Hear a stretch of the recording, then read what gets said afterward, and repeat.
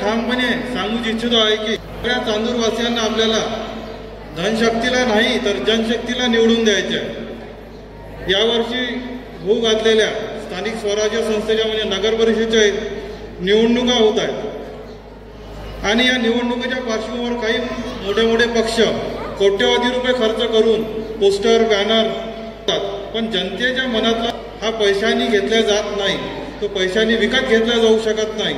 तो विकत घेतला जाऊ शकते आपल्या कार्यातून, आपल्या त्यागातून आणि जनसेविकेच्या भूमिकेतून। आणि हा त्याग, ही सेवा नितीन भाऊ गवळी कित्येक वर्षापासून करतायत हे आपण बघतोच आहोत। या नितीन भाऊ गवळींसोबत त्यांच्या पत्नी नम्रताताई पण एक जनसेविका म्हणून त्यांच्या कार्याला हातभार लावतायत, कार्याला मदत करतायत, तसंच खांद्याला खांदा लावून कामही करतात।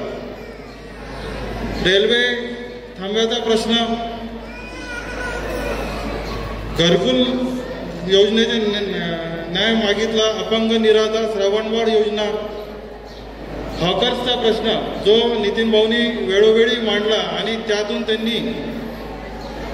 त्यांनी जे सिद्ध केलं, सोबतच नम्रताताईंनी पण त्यांना खांद्याला खांदा लावून साथ दिली आहे। म्हणूनच या आजच्या या कार्यक्रमातून या मंचावरून स्वर्गीय डॉक्टर पांडुरंग ढोले विचार मंचाचा पाठिंबा आम आदमी पार्टीला देतो आहे हे मी घोषित करतोय।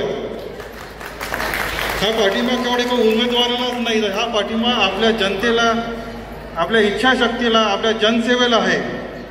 मित्रांनो, आता ही वेळ आली आहे की आपल्याला काय करायचे, आपल्याला काय ठरवायचे। आपल्याला जनतेतून, जनसेवेतून निवडून आपला नगरसेवक द्यायचा आहे की धनशक्तीला आपल्याला मत द्यायचं आहे।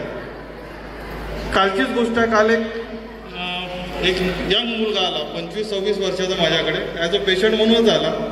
मी सहज त्याला विचारलं, का रे बाबा, म्हटलं तुला नगरसेवक कसा पाहिजे। पहिले त्यांनी नाराजी दर्शवली, म्हणे साहेब नगरसेवक काहीच काम करत नाही, मला तर असा नगरसेवक पाहिजे की जो नगर परिषदमध्ये निवडून गेल्यावर तिथे जाऊन तो ठेकेदार तरी नाही झाला पाहिजे, त्यांनी फक्त जनतेचे कामं केले पाहिजे।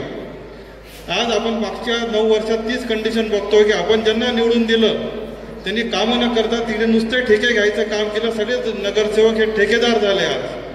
म्हणून या गोष्टीला विराम जर लावायचा असेल तर आपल्याला नगरसेवकाच्या 20ही सीट्स आणि नगराध्यक्ष हे सगळे कॅन्डिडेट आपल्याला आम आदमी पार्टीचे निवडून द्यायचे आहे। एवढी मी तुम्हाला विनंती करतो आणि माझे 2 शब्द संपवतो। जय हिंद।